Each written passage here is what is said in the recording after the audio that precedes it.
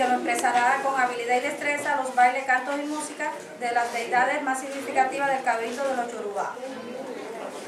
Ahora yo voy a explicar todos los orillas en holandés para la gente, para que aprendan qué son los orillas. Okay.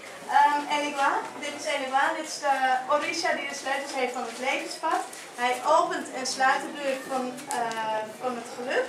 Hij is de persiflage van de toekomst en hij kan dus ook in de toekomst kijken. Hij is de zoon van Obatala en Demu, wie de wegen sluit en opent. Zijn kleur is rood en zwart. In het katholieke geloof lijkt hij op El Santo Niño, de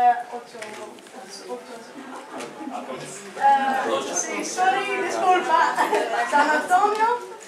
En zijn attribuut is een stok, dak met een uiteinde met twee gespleten. Deze is... Kijk, met twee uiteinden is de stok zeg maar gespleten. Zijn dans is erotisch en met één hand voor en achter met seksuele bewegingen. Hij lacht veel, maakt grappen, verstopt zich, trekt gekke bekken en hij beweegt zich zeg maar altijd als een kind. Ja, gracias. Oké. Ahora,